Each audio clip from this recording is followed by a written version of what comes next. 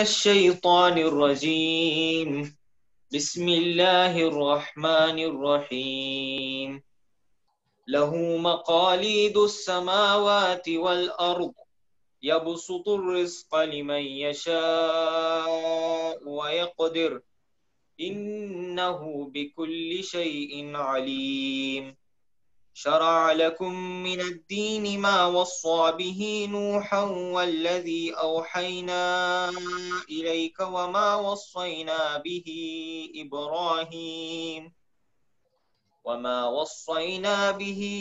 إبراهيم وموسى وعيسى أن أقيموا الدين ولا تتفرقوا فيه كبر على المشركين ما تدعوهم إليه الله يجتبي إليه من يشاء ويهدي إليه من ينيب وما تفرقوا إلا من بعد ما جاءهم العلم بغيا بينهم ولولا كلمة سبقت من ربك إلى أجل مسمى لقضي بينهم وإن الذين أورثوا الكتاب من بعدهم لفي شك منه मुरीब सदक़ल्लाहुल अज़ीम। इसका तर्जुमा भी मैं पढ़ लेता हूँ, इंग्लिश में है। To him belong the keys of the heavens and the earth. He enlarges and restricts the sustenance to whom he will. For he knows full well all things. The same religion has he established for enjoined on Noah, the that which we enjoined on Abraham, Moses, and Jesus, namely that you should remain steadfast in religion and make no divisions therein. To those who worship other things than Allah, hard is the way to which they call them. Allah chooses to himself those whom he pleases and guides to himself those who turn. And they became divided only after knowledge reached them, being insolent to one another. Had it not been for a word that went forth before from the Lord to a term appointed, the matter would have been settled between them. But truly those who inherited the book after them are in suspicious doubt concerning it.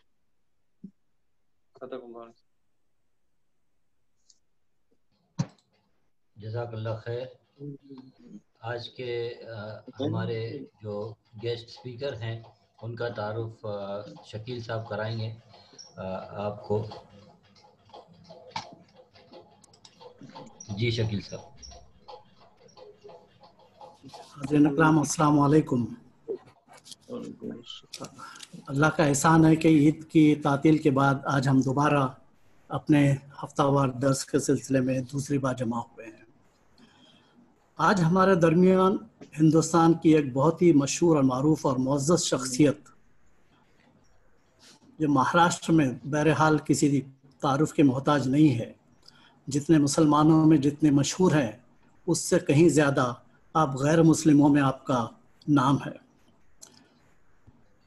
हमारे शोबे में, हमारे हल्के में मुनीर अहमद ख़ान साहब के यहाँ पर आप कम अज़ कम 2 बार तशरीफ़ लाए हैं और हमें अपने इल्म से रोशनास कराया है। आज हमारी ये खुश नसीबी है कि हमारे दरमियान आज फिर एक बार जमात इस्लामी हिंद के शोबे भारतीय समाज के सेक्रेटरी जनाब सैयद रफ़ीक अहमद साहब हमारे दरमियान मौजूद हैं। आप दावत के सिलसिले में इनके इंतहाई सरगर्म रहते हैं और अपने अक्सर दावत के सिलसिले में जो है बिला खौफ व ख़तर, यहाँ तक के साधु और संत के पंडालों में भी जाकर आप दीन की दावत का काम करते हैं। तो आइए, आज हमारे लिए खुशनसीबी की बात है कि आपका साथ हमारे दरमियान है। लिहाजा मैं मज़ीद वक्त ना लेते हुए डॉक्टर रफ़ीक सैयद को दावत देना चाहूँगा कि आप आएँ और हमें अपने रोशन ख़यालात से रोशनास कराएँ। जनाब रफ़ीक सैयद साहब।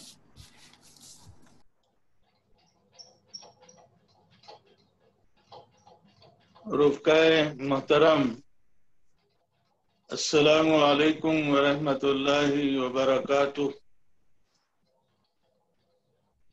अभी कुरान मजीद की जिन आयात की तिलावत और अंग्रेजी में तर्जुमानी की गई, तो हमने उम्मत मुस्लिमा के नस्बुल ऐन को कुरान की रोशनी में देखा कि दीन इस्लाम को इस धरती पर कायम करना, जारी और सारी करना, ये उम्मत मुस्लिमा का और तहरीक इस्लामी का भी नसबुल ऐन है, उद्देश्य है, मकसद है।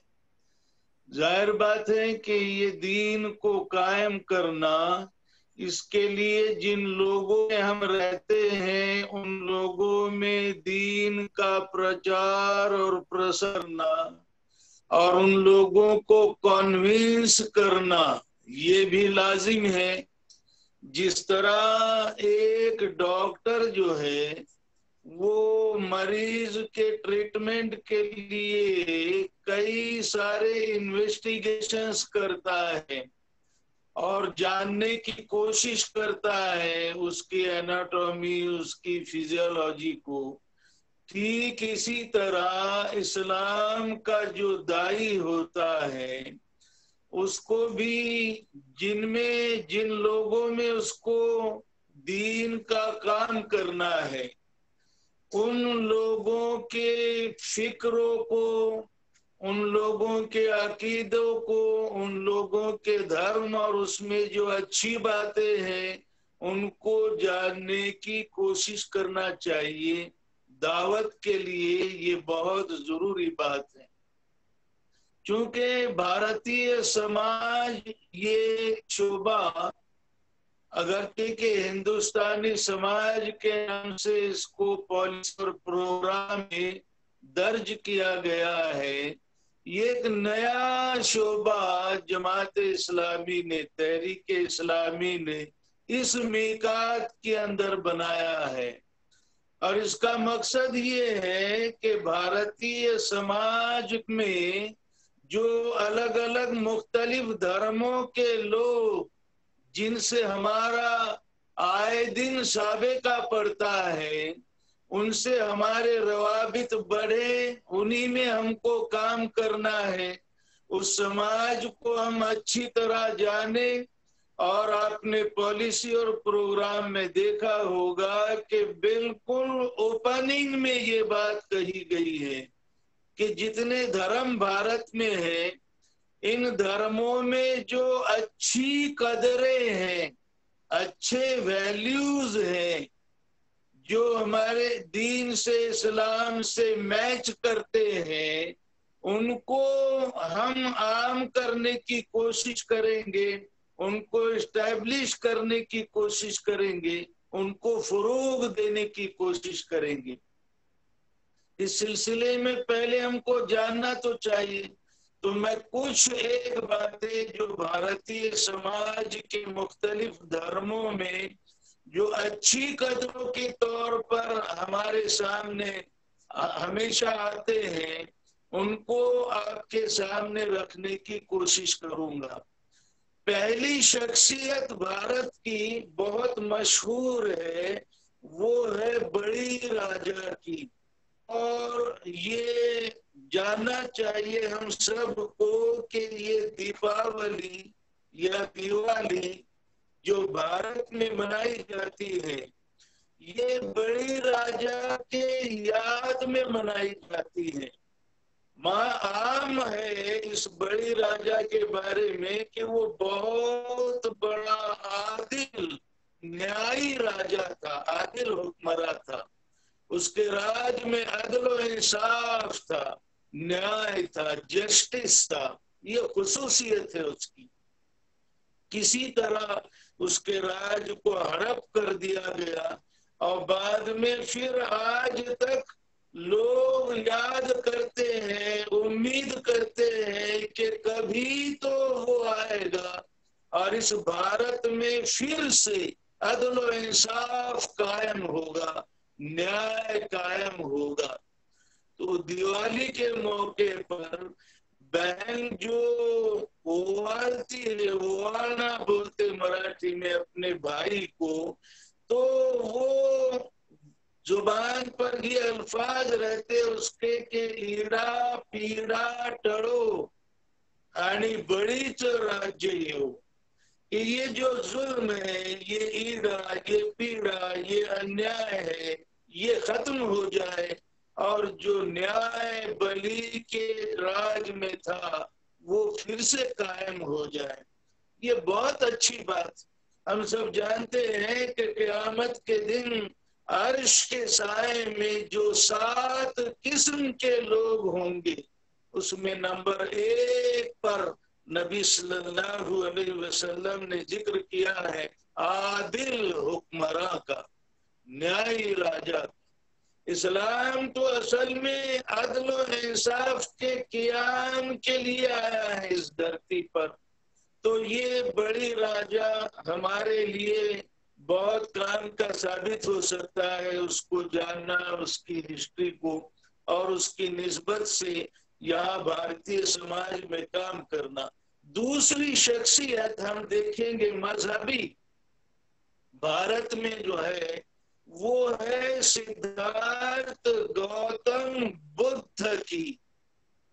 और बुद्ध के बारे में इन शॉर्ट अगर हम जानना चाहें तो ये स्वातंत्र्य और समता और बंधुता और न्याय की जो बात इंडियन कॉन्स्टिट्यूशन में, भारतीय संविधान की बुनियादें हैं, ये बुद्ध की तालीमात से ली गई और जिनको तकरीबन 2000 साल हो, 2500 साल हो रहे अभी।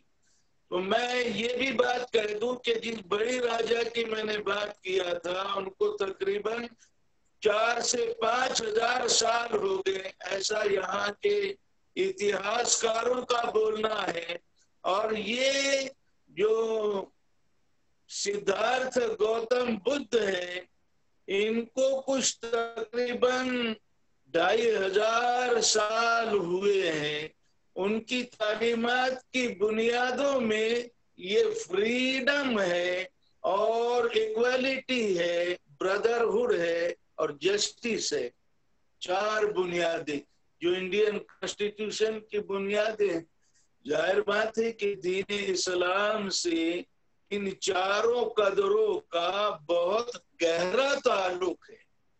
जहां तक स्वातंत्र की बात है, तो इस्लाम तो ये कहता है कि हर इंसान को अल्लाह रब्बुल इज्जत ने इस धरती पर उसकी माँ की गोद से आजादी के साथ पैदा किया है। यहाँ तक कि दीन इस्लाम जो हक है, जो सत्य है, उसको भी मानना या नहीं मानना, इसका राइट, इसका अधिकार इस्लाम ने हर इंसान को दिया है। हाँ, उस तक हक पहुंचे इसका नज़्म किया है। इसके बाद हर इंसान को इख्तियार है हक के पहुंचने के बाद कि चाहे तो उसको अपनाए और चाहे तो रिजेक्ट कर दे।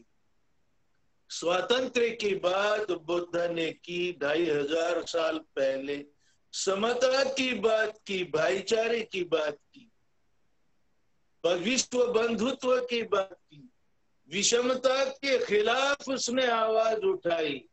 बुद्ध का जमाना आप देखेंगे तो एक बहुत ही खतरनाक, बहुत ही जहालत भारत में थी और इंसान जानवर से भी बदतर जिंदगी गुजारने पर मजबूर किया गया था। जानवरों की कदर थी लेकिन इंसानों की कदर नहीं थी। इस तरह की विषमता उस जमाने में थी। ऐसे जमाने में बुद्ध ने इंसान के लिए फ्रीडम की बात की और फिर इक्वालिटी और ब्रदरहुड की बात की और जस्टिस की बात की। इसको हम तफसील से अगर पढ़ेंगे बुद्ध को तो हमको मालूम होगा कि उसकी तालीमात इस्लाम के बहुत करीब है। बल्कि हमारा ये ईमान है कि सारी दुनिया में और दुनिया के हर समाज में अल्लाह रब्बुल इज्जत ने पैगंबरों को भेजा है, गाइड्स अपने भेजे हैं, जीवन का सही मार्ग उस समाज को बताने के लिए। तो जाहिर बात है कि भारत में भी पैगंबर आए हैं। अब वो कौन थे, क्या उनका नाम था, कब आए थे, कहाँ आए थे, ये तफसीलात अगरचे के कुरान में नहीं, लेकिन आए थे जरूर, इस बात की तस्दीक कुरान करता है। तो पैगंबरों की तालीमात, जिनकी तालीमात मैच होती है, मुमकिन है कि वो पैगंबर हो उस जमाने के। तो ये चार बुनियादें जो है स्वतंत्र, समता, बंधुता और न्याय की, ये बुद्ध धर्म की जो कदरें हैं और अच्छी कदरें हैं, जिनकी जो उपासना करना चाहिए, जिनको हमको आम करना चाहिए। बुद्ध के बाद जो पर्सनालिटी यहाँ भारत में करीब के जमाने में है, वो है एक बहुत बड़ी एक तहरीक है संतों की, संत परंपरा जिनको हम बोलते हैं, उनमें संत ज्ञानेश्वर है। और तारीख में यह आता है कि संत ज्ञानेश्वर को ब्राह्मण समाज से वो थे और ब्राह्मणों ने उनका बायकॉट कर दिया था और वो यतीम बच्चे थे बेचारे। तो ये भटकते हुए किसी मस्जिद में उनको पनाह दी गई और मस्जिद में कुछ दिनों तक वो रहे हैं, ये सब यतीम बच्चे। तो उनकी तालीमात में हमको देखने को मिलता है कि वो ज्ञानेश्वरी का जो पसायदान है, उसका ओपनिंग वर्ड ज्ञानेश्वर महाराज ने लिखा है ओपनिंग में, आता विश्वात्मके देवे, विश्वात्मके देवी, ऐ सारे विश्व के देव, मैं अब तुझसे मेरी ये दुआ मांग रहा हूं। मतलब तौहीद की बात, रब्बुल आलमीन को उन्होंने अपनी जुबान में विश्वात्मक देव बोल के पुकारा है और अपनी ज्ञानेश्वरी में लिखा है। उनके बाद उसी जमाने में हम देखते हैं कि संत नामदेव महाराज बहुत मशहूर हैं। यहाँ महाराष्ट्र में अगरचे के उनका काम है, लेकिन पंजाब में चले गए और वहां भी उनका बहुत काम और बहुत एहतराम हुआ। तो वो गुरु ग्रंथ साहिब में संत नामदेव के बहुत सारे दोहे हैं और ये बहुत हमारे लिए पॉजिटिव फैक्टर है कि बाबा फरीद रहमतुल्लाह अलैह, उनका भी बहुत सारे ये कलाम वो गुरु ग्रंथ साहिब के अंदर है।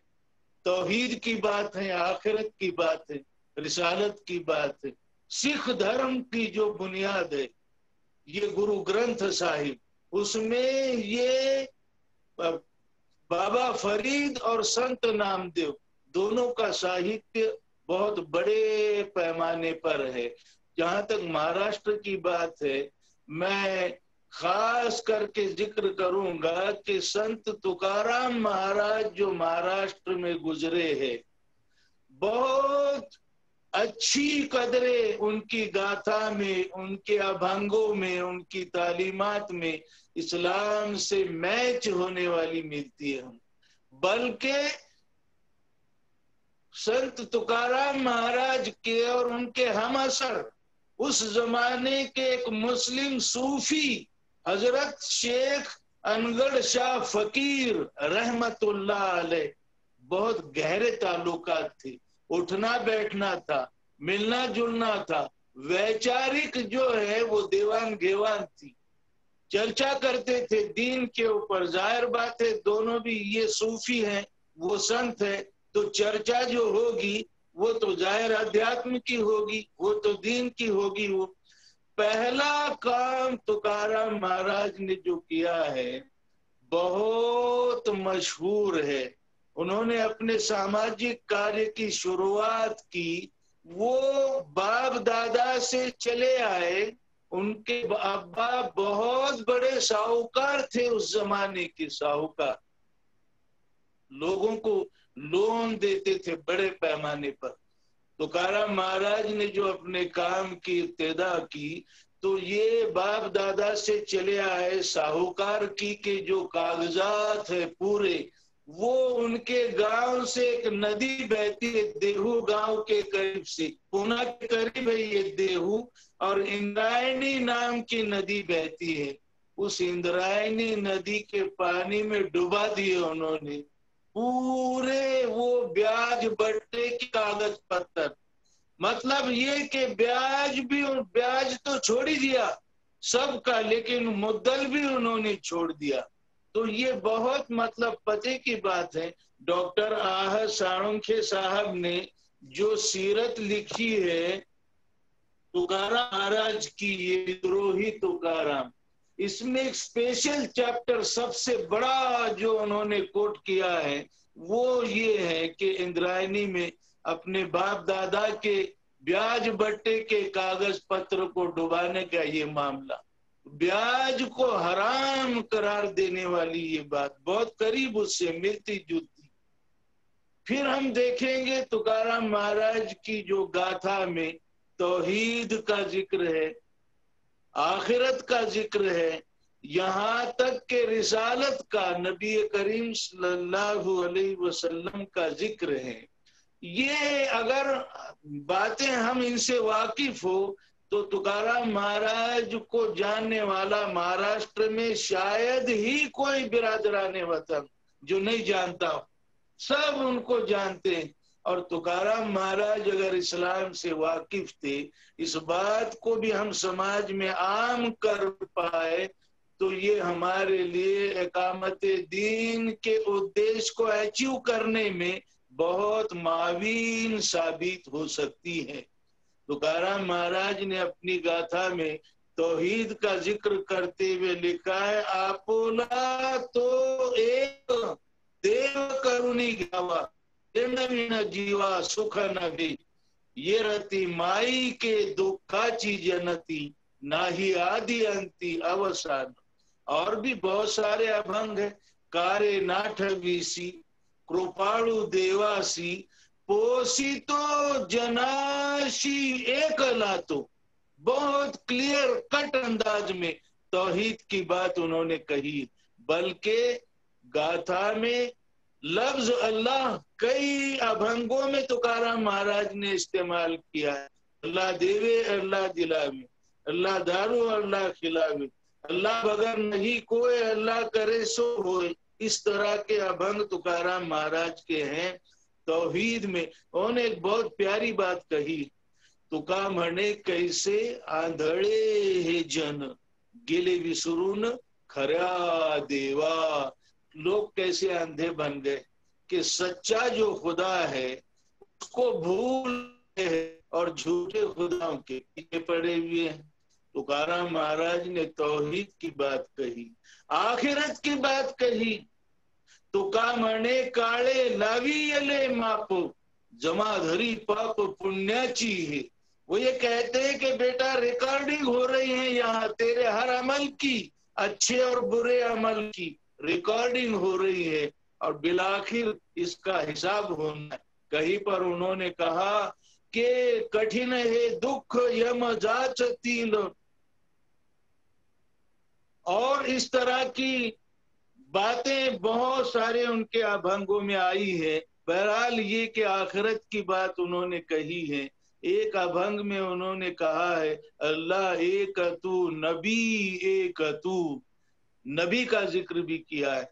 मैं आपसे कहना चाहूंगा कि इंशाल्लाह आप भी दुआ कीजिए, आधे से ज्यादा तो काम हो चुका है। संत तुकाराम महाराज आनी इस्लाम, इस उन्वान पर एक किताबचा लिखा जा रहा है और मैं ही इस काम को अंजाम दे रहा हूँ। कुछ दिनों में जरूर इंशाअल्लाह ये किताब छोटी सी है, सामने आएगी और ये भारतीय समाज शोबे से दिलचस्पी रखने वालों के लिए उम्मीद है कि वो बहुत मावीन साबित होगी। तुकाराम महाराज के जमाने के एक उनके हम असर, मैंने आपसे कहा अनगढ़ शाह फकीर रहमतुल्लाह अलैह, उसी तरह और एक शख्सियत है अहमदनगर जिले में श्रीगोंदा तालुके की, आज उनकी दरगाह है बड़ी, और संत शेख मोहम्मद महाराज के नाम से तुकाराम महाराज के सारे चाहने वाले उनको याद करते हैं और वहां दर्शन को भी आते हैं। तुकाराम महाराज के बाद अगर हम देखें तो यहाँ शिवाजी महाराज महाराष्ट्र में, जिनके नाम से ये शिवसेना बनी, महाराष्ट्र की जनता शिवाजी महाराज को एक आइडियल राजा मानने वाली, और हैरत होगी हमको कि शिवाजी महाराज इस्लाम के बहुत कदर करने वाले, बल्कि कुरान मजीद के एहतराम में उन्होंने GR निकाला था, GR बाजाब्ता ऑर्डर, एक आज्ञा उन्होंने आम की थी कि कुरान का नुस्खा या कोई पेज किसी को कहीं नजर आए तो उसको अदब से ले जाकर मस्जिद में रखे, इमाम को दे, उसका एहतराम करे, बेहुरमती उसकी न हो।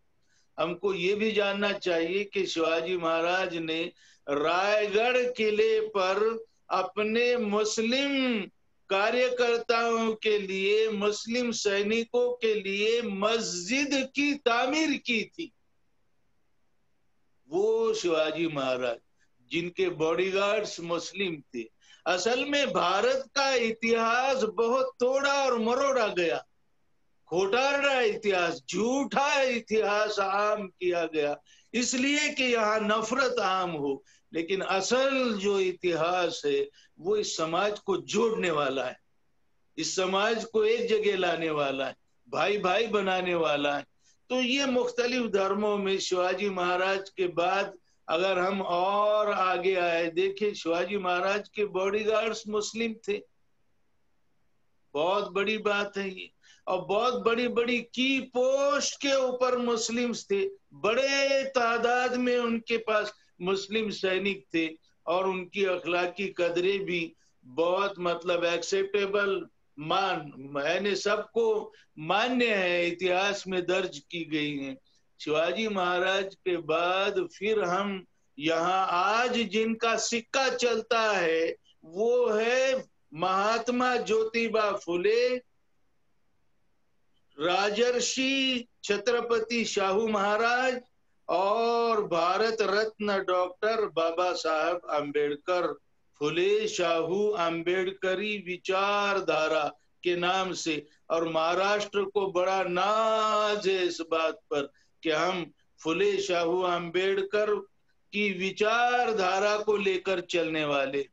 महाराष्ट्र के लिए ये एक रिस्पेक्टफुल ऑनरेबल पर्सनालिटीज है ये तीनों भी। इनमें मैं आपसे कहना चाहूंगा, जहां तक महात्मा ज्योतिबा फुले का जिक्र है, महात्मा फुले ने, ज्योतिराव फुले ने पैगंबर इस्लाम जनाब मोहम्मद रसूलुल्लाह सल्लल्लाहु अलैहि वसल्लम पर एक पोवाड़ा लिखा है, पोवाड़ा जो महाराष्ट्र के लोग सुन रहे, पोएट्री की का प्रकार है, पोएट्री की एक किस्म है, गाया जाता है वो पोवाड़ा। तो मोहम्मद सल्लल्लाहु अलैहि वसल्लम पर पोवाड़ा लिखा है ज्योतिराव फुले ने, और उस पोवाड़े में वो कहते हैं, कोणी नाही श्रेष्ठ कोणी नाही दास, जात प्रमाच खोडी बुडी, मोडीला अधर्म आणि मतभेद, सर्वात अभेद ठाम केला। क्या काम किया, कारनामा अंजाम दिया? नबी सल्लल्लाहु अलैहि वसल्लम ने ऊंच नीचता को खत्म कर दिया, श्रेष्ठता और कनिष्ठता को खत्म कर दिया, और फिर अधर्म जो है उसको खत्म कर दिया, और फिर सब समता को, बंधुता को, न्याय को प्रस्थापित कर दिया। ये महान काम नबी सल्लल्लाहु अलैहि वसल्लम ने किया, और महात्मा ज्योतिराव फुले नबी सल्लल्लाहु अलैहि वसल्लम पर ये पोवाड़ा लिख रहे। एक बहुत खास बात है आप लोगों के लिए, सभी के लिए मैं कहना चाहूंगा कि ज्योतिराव फुले ने अपनी जिंदगी की आखिरी किताब, राइट साइड का हेमी पैरालिसिस का अटैक होने के बाद मतलब राइट साइड को लकवा बैठ गया, पैरालिसिस हुआ, तो लेफ्ट हैंड से लिखने की प्रैक्टिस की और आखिरी किताब लिखी अपने कार्यकर्ताओं के लिए, जिसका नाम है सार्वजनिक सत्य धर्म। 1891 में वो प्रकाशित हुई थी और उसकी जो फर्स्ट ओरिजिनल प्रत है वो इंग्लैंड के म्यूजियम में, फुले पर जो अथॉरिटी है, ऐसे शख्स यहाँ पुणे के, वो जब वहां गए थे, उन्होंने देखने के लिए मांगा उस ओरिजिनल कॉपी को, तो उन्होंने जब किताब को खोला वो सार्वजनिक सत्य धर्म को, तो हैरान रह गई ये देखकर कि उसके फ्रंट पेज पर मुख पृष्ठ पर एक अखंड है, मतलब शेर है, एक शेर, और वो क्या है अखंड? 13वे सदीची पैगंबरी खून दावितो प्रमाण पुराणात जगी श्री पुरुष सत्य धर्मी होती आनंदे वर्तती ज्योति मणे। मतलब ये कि ज्योतिराव फुले ने ये अपनी आखिरी किताब सार्वजनिक सत्य धर्म नाम की मोहम्मद सल्लल्लाहु अलैहि वसल्लम को अर्पित की है। मुखपृष्ठ के ऊपर हुजूर सल्लल्लाहु अलैहि वसल्लम का जिक्र किया है और उन्होंने ये कहा है कि मैं कुरान की बुनियाद पर ये दावा करता हूं कि दुनिया में समता कायम होगी, जगी श्री पुरुष, है ना, 13वे सदीची पैगंबरी खून दावितो प्रमाण कुरानात जगी श्री पुरुष सत्य धर्मी होती, यानी सारे जग में सारे मर्द और सारी औरतें सत्य धर्म पर चलने वाले होंगे। आनंद वर्तती ज्योति मणि, और आनंद में रहेंगे, आनंद शांति सुख समृद्धि एस्टैब्लिश होगी। ये ज्योति कह रहा है, मैं ज्योति बोल रहा हूं। ये इस तरह उन्होंने उस किताब में, और इस किताब के करोड़ों कॉपीज गवर्नमेंट ऑफ महाराष्ट्र ने प्रकाशित किए हैं, लेकिन अफसोस इस बात का है कि ये जो अखंड है, ये जो शेर है ज्योतिबा फुले का, उस किताब के मुख पृष्ठ पर लिखा हुआ, ये निकाल दिया गया साजिश के तौर पर जानबूझकर, कि इसको अगर बाकी रहने दिया जाता तो फिर फुले शाहू अम्बेडकर के मानने वाले लोग और मिल्लत इस्लामिया उम्मत मोहम्मदी सल्लल्लाहु अलैहि वसल्लम, इनमें बहुत बड़ा ब्रिज बन जाता है, जोड़ने वाला ये अखंड बन जाता। इसलिए इसको हटा दिया गया, निकाल दिया गया। अब करने का काम ये है कि वो कोई जाए वहां म्यूजियम में, उस किताब का जेरोक्स प्रत ले और यहाँ महाराष्ट्र में भारत में उसको आम करे। ये जो शोधाच्या नव्या वाटा नाम की किताब पूना से प्रकाशित की गई है, पूना विद्यापीठ से, महाराष्ट्र शासन की तरफ से, उसमें एक चैप्टर है, खास अलग चैप्टर है, महात्मा फुले आणि इस्लाम, उसमें ये बात दर्ज की गई। तो ये फुले की बात फिर हम देखें कि राजर्षि छत्रपति शाहू महाराज जिनका नाम भी आपने सुना होगा, ये कोल्हापुर में थे और बहुत प्यारे इनके ख्यालात थे, समतावादी थे, जस्टिसवादी थे, विषमता के खिलाफ थे, और ये जो आंधी सारी बातें हैं उनके भी खिलाफ थे, रोशन ख्याल के थे, इस्लाम के भी बहुत चाहने वालों में से थे, कुरान के आशिकों में से थे। कुरान का हिंदी तर्जुमा, कुरान का मराठी तर्जुमा करने का पहला सहरा अगर किसी के सर पे बांधा जाना चाहिए तो वो राजर्षि छत्रपति शाहू महाराज, जमाते इस्लामी तहरीक इस्लामी से भी पहले कुरान मजीद का मराठी में तर्जुमा करने का काम राजर्षि छत्रपति शाहू महाराज ने किया। बदकिस्मती से बीच में ही उनकी हत्या हो गई और मौत आ गई उनको, और ये काम अधूरा रह गया। लेकिन कुछ पारों का तर्जुमा हो चुका है, हिंदी में तर्जुमा हो चुका है। अभी कुछ हिस्ट्रिशियंस ये कहते हैं और बाज़ाब्ता उनके इतिहास में भी लिखा हुआ है कि राजर्षि छत्रपति शाहू महाराज ने उस जमाने में कुरान मजीद के मराठी तर्जुमे के लिए शासकीय कोष में से 25,000 रुपये का अनुदान दिया था। 25,000 रुपये। वो हिस्ट्रीशियंस ये बोलती कि उस जमाने की बात है जब सोना गोल्ड 3 रुपये तोला था। आप अंदाजा कर सकते हैं 25,000 रुपये की वैल्यू क्या थी। और ये राशि, ये रकम कुरान मजीद के मराठी तर्जुमे के लिए, कि मराठी भाषा जानने वाले भी कुरान को समझ पाए कि क्या उसका पैगाम है। इतना बड़ा काम राजर्षि शाहू महाराज ने अपने हाथ में लिया था। मुस्लिम बोर्डिंग जो उन्होंने बनाए थे मुस्लिम स्टूडेंट्स के लिए, अभी भी कोल्हापुर में मुस्लिम बोर्डिंग के नाम ही से खड़ी, और वो खुद उसके सदर रहे, उसके अध्यक्ष रहे। बहुत बातें कही जा सकती राजर्षि छत्रपति शाहू महाराज के बारे में। और आखिरी फुले शाहू और अंबेडकर, डॉक्टर बाबा साहब अंबेडकर, जिनको भारत रत्न के नाम से हम याद करते हैं, वो भी इस्लाम से बहुत ज्यादा मुतासिर थे। इसकी दलीलें, उस जमाने में बहिष्कृत भारत नाम का पर्चा निकालते थे डॉक्टर बाबा साहब अंबेडकर, और इस पर्चे के मुख पृष्ठ पर, इस पर्चे में अग्रलेख जिसको बोलते हैं हम, अग्रलेख, वो इस्लाम पर लिखे, नबी सल्लल्लाहु अलैहि वसल्लम की सीरत पर लिखे। इस्लाम में जो समता है, बंधुता है, अदल और इंसाफ है, उस पर उन्होंने लिखे हैं। बहरहाल ये इस तरह अगर हम सारे धर्मों का और भारतीय समाज का जायजा ले और भी अलग अलग पहलुओं से स्टडी करें, नफ्स को जाने, यहाँ के फिक्र को, यहाँ के अकीदों को, तो हमारे लिए जो नस्बुल ऐन है हमारा, उसकी तरफ बढ़ने में बहुत ज्यादा माविन साबित होगा। ये हमको कोशिश करना चाहिए।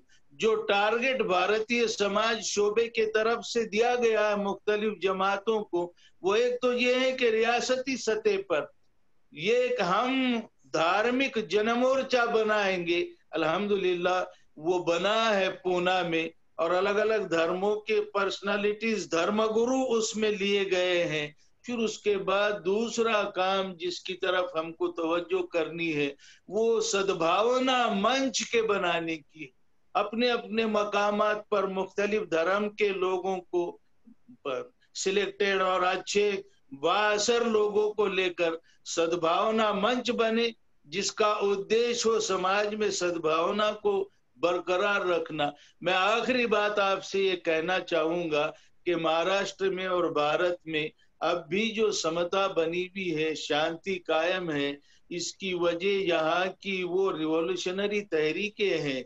फुले शाहू अंबेडकर को मानने वाले वो लोग हैं, परिवर्तनवादी तहरीकें हैं, वो मराठा सेवा संघ होंगी, संभाजी ब्रिगेड है, बाम सेफे और दीगर तहरीकें हैं, कि इनकी कोशिशों की वजह से लोग ये सारी बातें जो मैंने आपको कही हैं, ये हमारे सामने आई और लोगों तक जा रही हैं वो, और अभी समाज में शांति बने हुई है।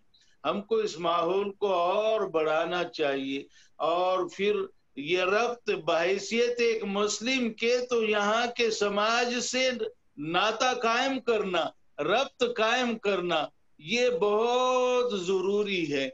ये बहुत अफसोस की बात है कि कुछ मुसलमान ऐसे कटे भी है दीगर समाज से, बस अपने और किसी से ताल्लुक ही नहीं। ये बहुत गलत बात, बहुत गलत बात, बहुत गलत बात। जिस समाज में, जिस देश में आप रहते हो, वहां के लोगों से आपका ताल्लुक ना हो। आखिरी एक बात रखकर मैं अपनी बात को खत्म करूं कि यहाँ करीब एक बहुत बड़ा मदरसा है 25 सालों से, और वहाँ कुछ जिम्मेदार लोग अभी बेचारे दावती ज़हन रखने वाले मदरसे में गए, और वो जमात फिर बहुत करीब एक महाराज का मठ है वहाँ मदरसे के पास, उससे मुलाकात के लिए गया ये वफद। मुलाकात, उस बेचारे ने चाय पानी पिलाया, महाराज ने बात हुई तौहीद, आखिरत, रिसालत, इस्लाम की। वो इतना खुश हुआ। और फिर आखिर में लेकिन उसने जो बात कही वो बहुत चुभने वाली है दिल को। वो ये कि उसने कहा कि आप अभी आए 25 साल के बाद, 25 साल से तुम मेरे पड़ोस में हो, आज तक तुम कहाँ गए थे? मुझे तो कुछ पता नहीं कि तुम्हारी तालीमात क्या है और क्या पढ़ाते हो बच्चों को। मैं तो ये समझता था कि तुम अतिरेकी बनाते हो, लेकिन जो बातें तुमने आज कही मैं हैरान रह गया, पहले क्यों नहीं तुमने बताया? मतलब ये कि मदरसा है, 25 साल से है, कि नहीं मालूम कितने आलिम वहां है, लेकिन अपने करीब में महाराज से उनका ताल्लुक नहीं, महाराज से मिलने को कभी गए नहीं। तो ये दूर करना चाहिए दूरियों को। और हिंदुस्तानी समाज में हमको अपने रवाबित बढ़ाकर समाज में सद्भावना इस्टेब्लिश करने की, कायम करने की कोशिश करना चाहिए। इसी से दावत